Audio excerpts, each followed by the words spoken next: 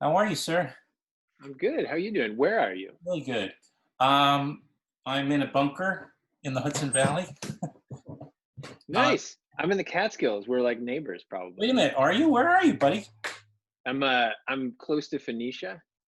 Okay. Is that off 17? It's no, it's like Woodstock, near Woodstock too. Oh, you're In just on the west side of Woodstock. Yeah. Yeah, I'm on the east side. So I'm right across the river. Like I'm just north of Red Hook, Oh, nice. south of Hudson. Yeah. Nice. Good choice.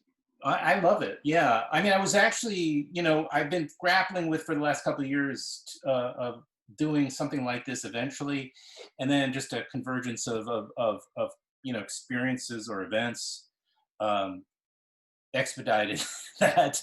Not entirely the pandemic, although that certainly played a large part of it. Yeah. In of itself, it was not. It would just kind of helped, like move things up, but it didn't necessarily. It wasn't like the leading cause. I thought there was more of a other issues around New York City that were Yeah. kind of making me frustrated and disappointed. You know, are those Emmys behind you? Oh, yeah. I'm sorry. It's like it's No, the no, it's only okay. corner that's I love that. Mine are it's the only corner behind that's me. visible. What? Yeah. The cooler thing would be if I could just have them just sort of peek out of it. Oh, is that an Yeah, Emmy back it's there? right. It's sort of like a physical humble brag. But there's a desk here that I can't move in front Yeah. of. No, no, you So. should be proud, and you deserved. You deserve. You're doing good work. Not to make you feel subconscious, but you do good work.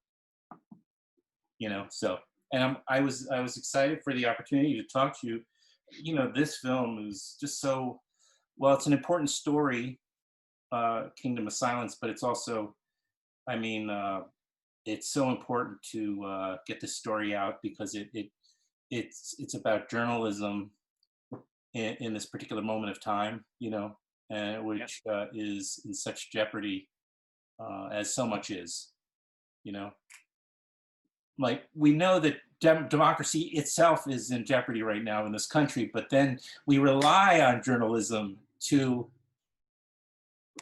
um, you know, to sort of bring us together in that regard, and even that now is constantly at risk. So No, completely. No, I mean that's obviously what drew me to the story in the first place was, Jamal was one of our own. He was a journalist who was murdered by the regime that he criticized. And when one of our colleagues is killed, it falls on all of us to try to rescue what we can of his story from, the silence that his killers would impose.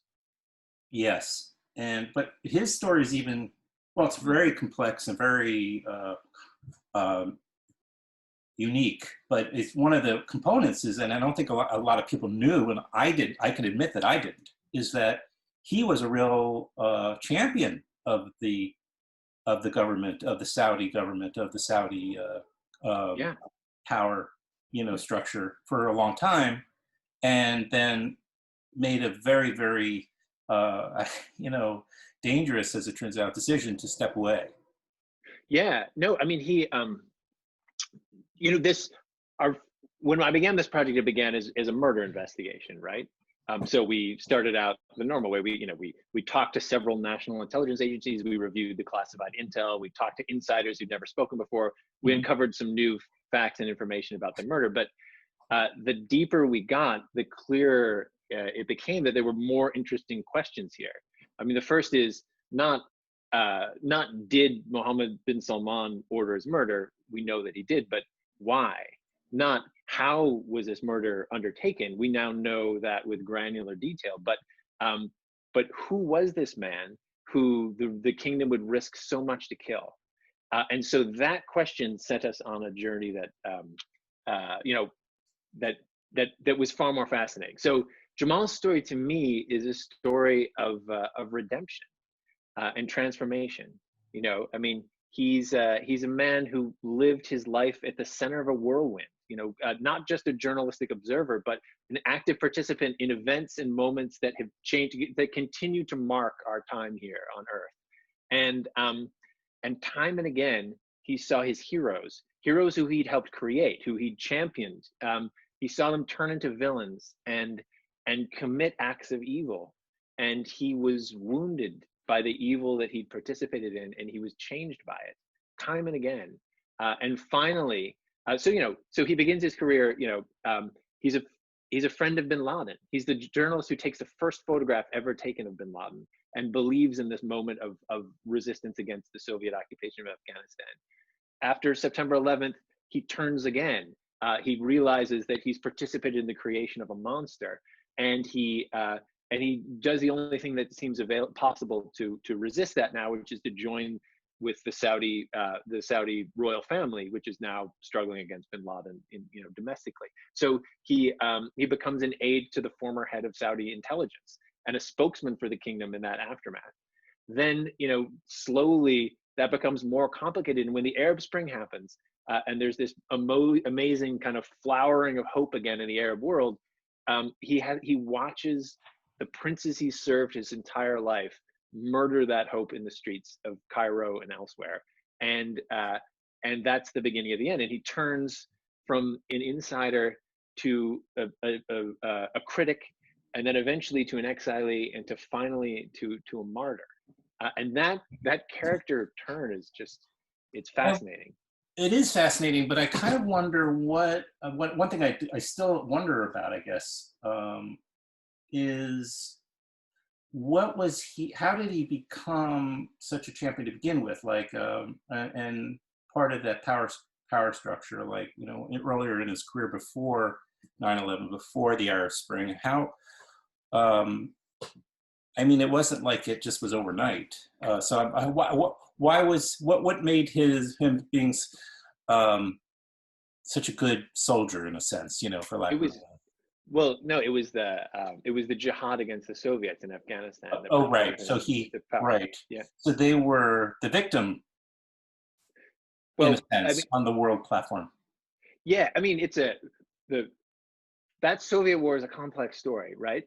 But to Jamal's generation in Saudi Arabia, this was the war against the Soviets, the jihad against the Soviets, was this moment of regional awakening.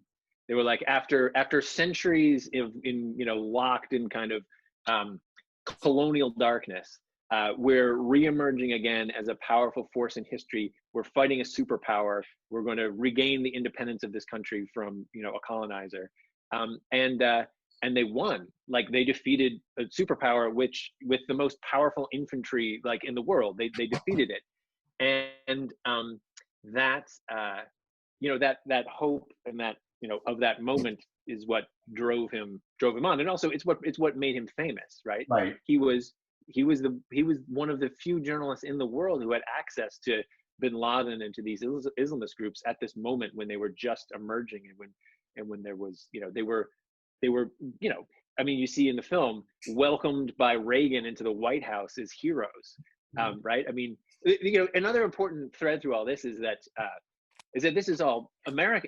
This is American foreign policy that he's at the center I was going right? to get into that next. Yeah, I mean, there's an irony that, I mean, I don't know how many, most people probably know that, maybe because of oil. I mean, we've been supplying the Saudis for years with arms, to help them in their fight against the Soviet Union, and then there's 9/11, Yeah. and then and it's kind of ironic that our president is created some sort of relationship, right? We don't know exactly all the details behind it with Putin and Russia, while still maintaining a relationship with Saudi Arabia. Yeah. No, I mean, it's bizarre. I don't know how so maybe he is a great diplomat and we just can't figure it out. We're not intelligent enough. I don't know. Yeah. I mean, so that's the other half of the story that drew me was, I spent a decade covering wars in the region, right? Right. You've been journalist in Afghanistan, in Iraq. Yeah, Yemen, Somalia, like elsewhere. Yeah, and in every single one of these countries, every single one of these conflicts, Saudi Arabia is an active participant. Every combatant on the ground will tell you that. And yet the fact that the U.S.-Saudi relationship, the U.S.-Saudi alliance, has just unleashed violence and chaos on the region and wars for decades is something that is not acknowledged or discussed inside the U.S. So the ability to open that conversation as well was the other thing that really made me want to tell the story. I mean, one of the takeaways that I hope every American has when they watch it is that this is not a problem outside ourselves, right? It's not a bunch of exotic, crazy, evil people who live thousands of miles away who are doing bad things. That this regime has been connected, linked at the hip to the United States from the very beginning. I mean, we have protected Saudi Arabia time and again. We against Saddam Hussein, against challenges in Iran, against all sorts of threats, internal, external. The United States has been there defending this regime, and we are implicated in its crimes. I mean, right now, Saudi Arabia is responsible for what the UN calls the largest humanitarian catastrophe on the planet, the war on Yemen, where they've killed tens of thousands of civilians, are starving to death hundreds of thousands of children in a war that that in the Arab world they call the U.S.-Saudi war on Yemen. So we, through this alliance, we're dragged into some very dark places. Well, your documentary is called Kingdom of Silence. It's going to be on Showtime. It premieres on Showtime October 2nd.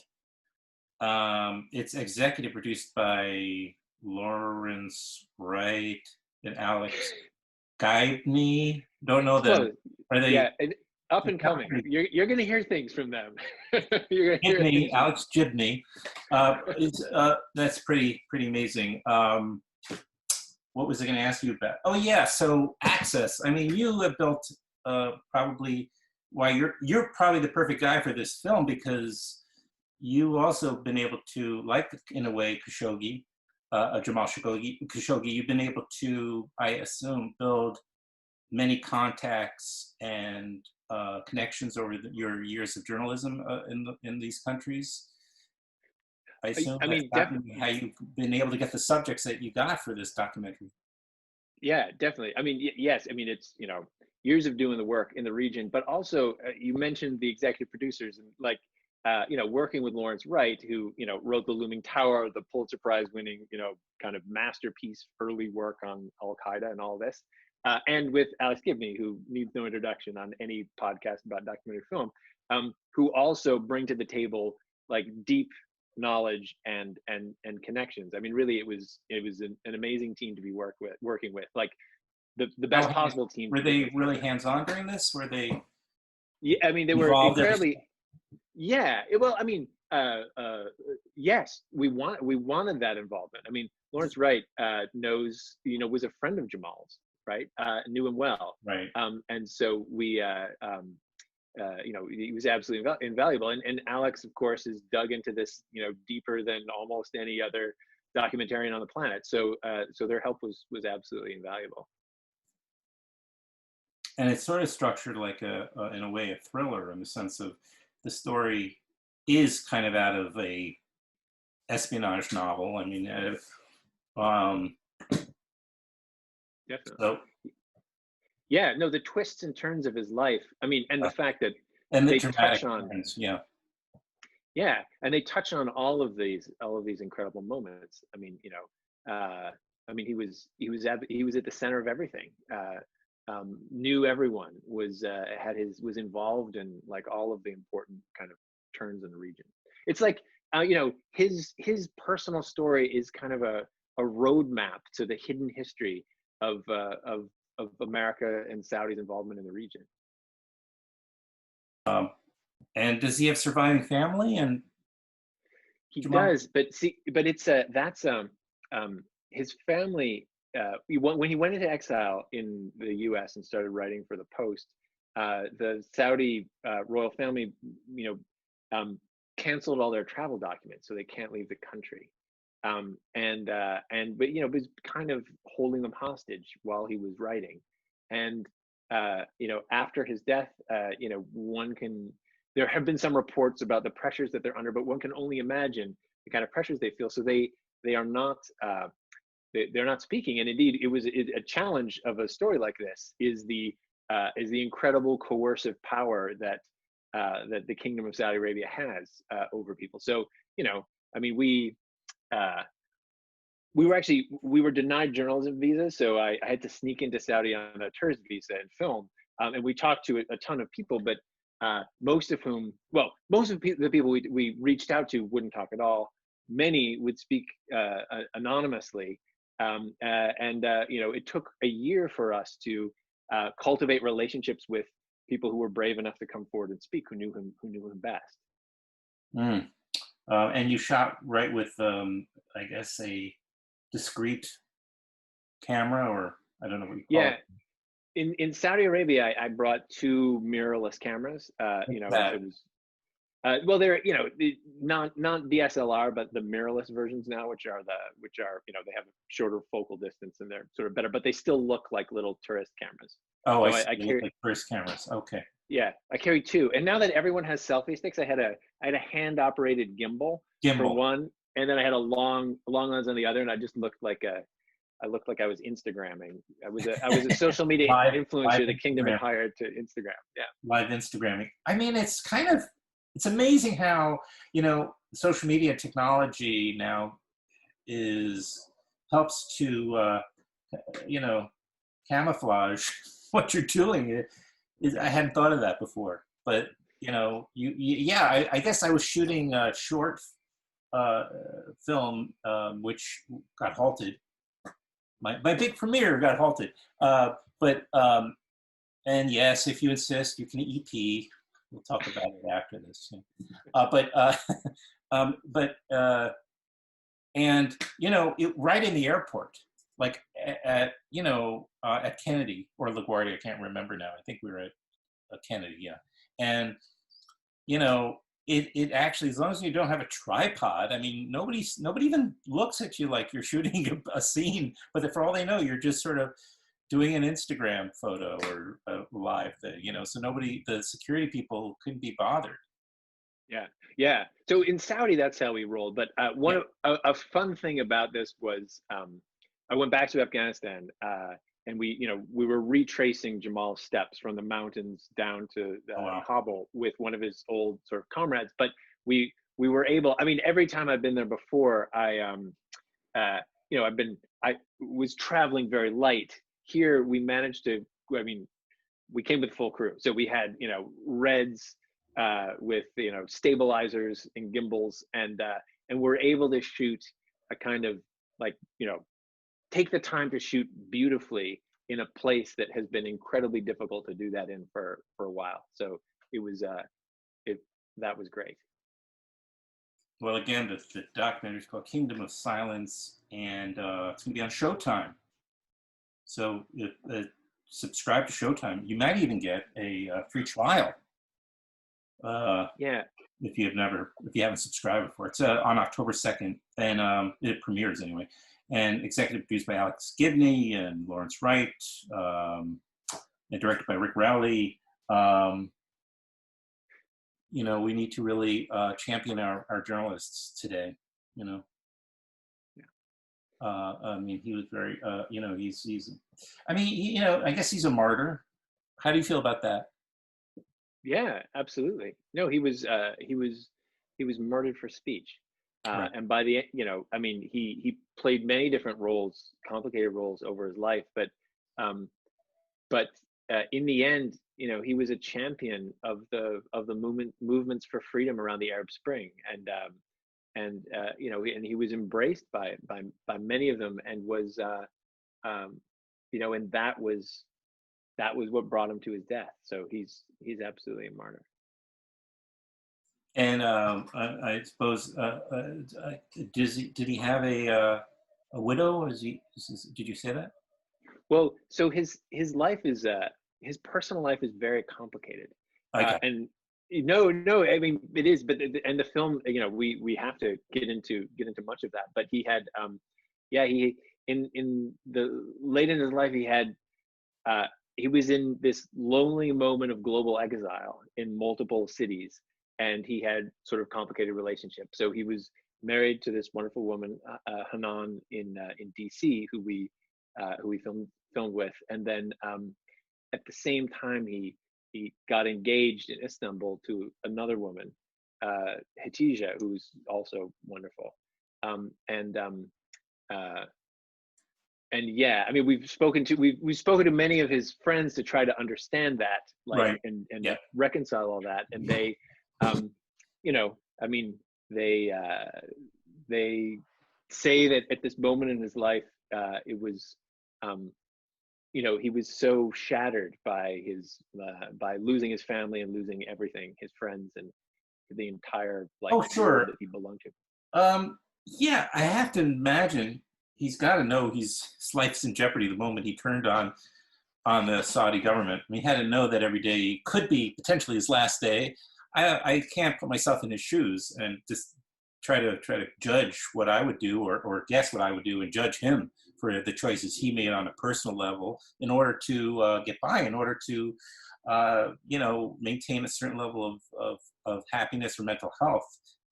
You know, my Yeah, goodness. I mean, he certainly knew the risks he was running at the end. I mean, he would get calls from Saad al-Qahtani, who's the henchman of MBS, you know, kind of thinly veiled threat saying, "We're watching you, we're listening to you." You know, he got threatened on social media all the time and Right. text messages all the time, and he in the last and attacked constantly the character assassinations in the press, and so. It was an ever-present thing that he was feeling near the end. So are you, how much of this was done prior to COVID? I mean, I guess it afforded you the great opportunity to do a lot of the post work. Yeah, we were very lucky. Our last interview was shot like 2 days before, like we came back from Baltimore, and the next day it was impossible to fly. Wow. So we went right up to the end, and then had a remote editing setup which was tricky, right? 2 editors, an assistant, like in separate places, screen sharing and all that.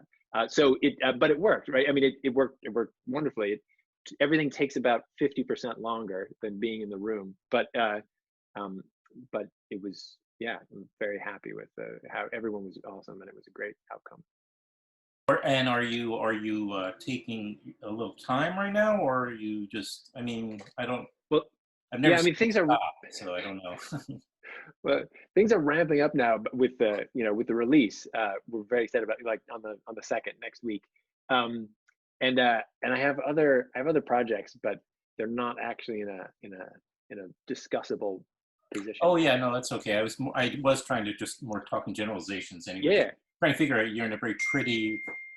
Sorry about that. You're in a very pretty room, and I know. Catskills, and The leaves are just beginning to turn. I know. I'm going like, to show you one thing. I'm so happy. Oh, it may be too light. I don't know if it'll adjust, but no. There's a tree right outside my window, which is, yeah, it's just fantastic. I mean, I'm so glad to be. I'm sorry. I'm just so excited. I look out and there's a tree with, like, turning red and gold. It's fantastic. It really is nice to be here. Not to have to travel to see the foliage, but to be amidst it is pretty cool. Totally.